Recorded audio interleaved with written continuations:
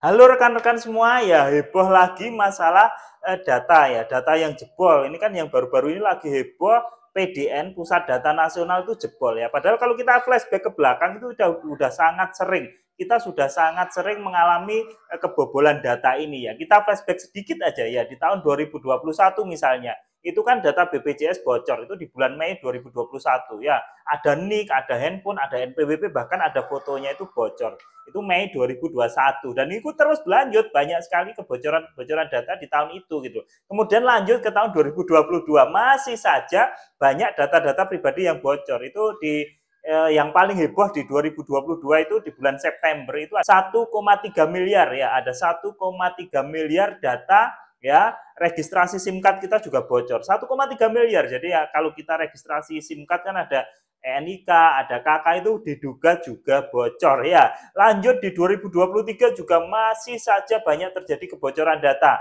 Yang paling heboh itu di bulan Maret, kalau nggak salah Maret 2023 itu BPJS Ketenagakerjaan ada 154 juta data yang diduga juga bocor kan seperti itu. Kemudian di bulan Juli tahun kemarin juga ada kebocoran 337 data ya, 337 juta malahan data ya yang diduga dari Dukcapil, dan itu terus berlanjut sehingga yang paling heboh yang baru-baru ini adalah peretasan server PDN atau Pusat Data Nasional. Nah, kalau sudah begini kan jadi rawan, data-data kita udah kayak kacang aja bocor di mana-mana. Nah, kita bisa apa gitu. Jadi ada beberapa hal nih.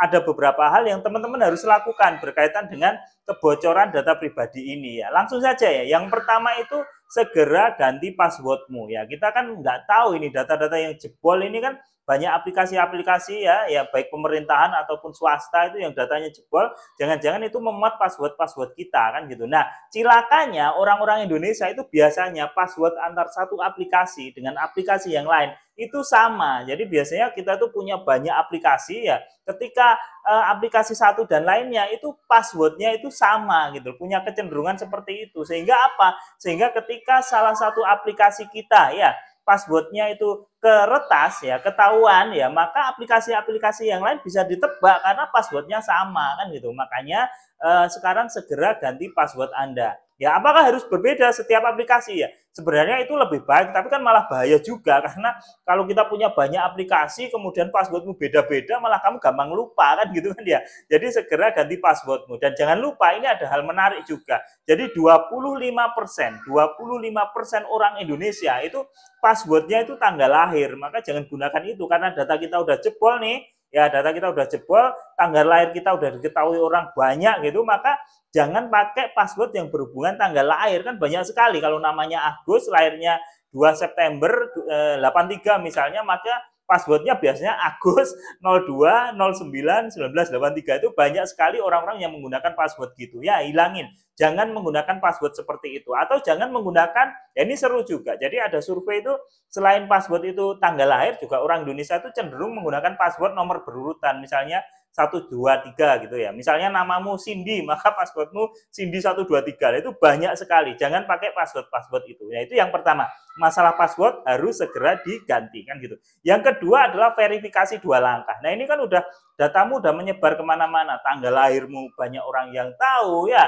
Kemudian bahkan nomor KTP-mu banyak orang yang tahu gitu kan ya. Makanya gunakan verifikasi 2 langkah di setiap aplikasi-aplikasimu. Verifikasi 2 langkah itu apa kan gitu, bagi yang belum tahu kan, kalau kita punya aplikasi ya, misalnya kita punya WhatsApp gitu kan, biasanya hanya OTP aja, maka harus dilengkapi dua faktor, selain OTP dikasih password kan seperti itu. TikTokmu juga, kalau kamu biasanya hanya pakai OTP ya, selain OTP harus ada password. Kalau biasanya pakai password aja, selain password harus ada OTP kan seperti itu. Nah, atau m-bankingmu ya, itu kalau perlu gunakan sidik jari ya, gunakan fingerprint ya gitu, verifikasi 2 langkah. Jadi tidak menggantungkan keamanan satu saja, tapi dengan beberapa. Jangan cuma password user sama password aja, karena ini data pribadimu udah bocor kemana-mana, gunakan verifikasi 2 langkah ini ya. Pastikan semua aplikasi-aplikasimu menggunakan autentifikasi atau verifikasi 2 langkah ini. Jadi kalau yang satu jebol, satunya masih aman, karena verifikasi 2 langkah ini kan dua-duanya harus benar. Misalnya password dan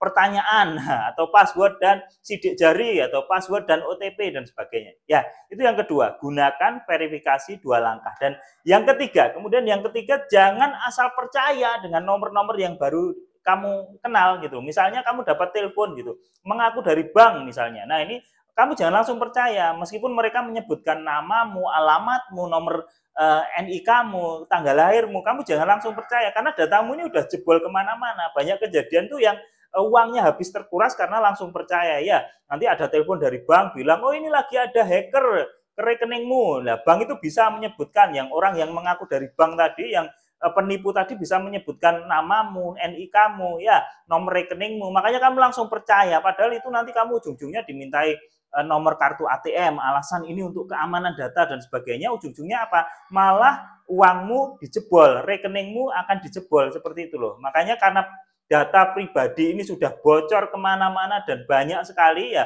Bahkan yang sudah di launch di dark web itu kan juga udah banyak sekali data kita bocor nggak karu-karuan. Nah, itu makanya jangan langsung percaya ya, jangan langsung percaya. Jadi kalau ada orang yang mengaku dari bank, mengaku dari BPJS, mengaku dari kepolisian, kemudian bisa menyebutkan data-datamu, ya jangan langsung panik karena data kita itu udah bocor kemana-mana gitu. Jadi jangan langsung percaya, karena kalau kamu langsung percaya kemudian kamu ngasih data-data sensitif lainnya kayak nomor ATM ya, kemudian CVV, kemudian expired date, bahkan OTP, maka uangmu akan hilang. Jadi poin ketiga ini, hati-hati, jangan mudah percaya dengan orang-orang yang mengaku dari manapun hanya karena mereka bisa menyebutkan data-datamu. Itu yang ketiga. Nah, yang keempat, karena data pribadi kita ini sudah bocor kemana-mana ya, maka mereka penipu-penipu ini yang mempunyai data-data kita ini akan berusaha dengan sangat kuat ya mencari atau mendapatkan kode OTP yang masuk ke handphone kita. Jadi kalau misalnya mereka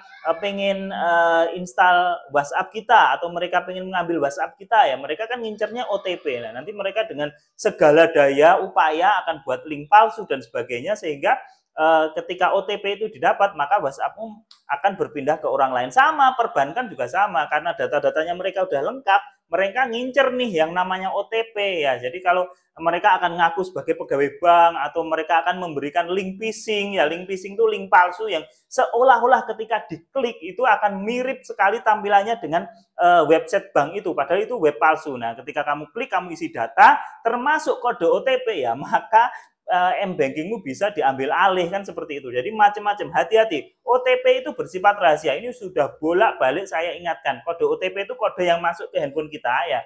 Tapi kita itu menganggap bahwa itu verifikasi dan sebagainya, kemudian kita ngasih ke orang lain, itu sangat berbahaya. Jadi kode OTP apapun, OTP perbankan, OTP WhatsApp, OTP TikTok, OTP Facebook, apapun itu kode OTP itu jangan pernah di-share ke siapapun. Itu yang keempat. Dan yang kelima ini riskan, jangan klik sembarang link ya atau APK. Jadi sekarang kan lagi marak ya, kurir mengaku kurir ya, mengaku dari kepolisian ada tilang elektronik ya, mengaku undangan pernikahan dan sebagainya, kemudian dikirimkan via WhatsApp.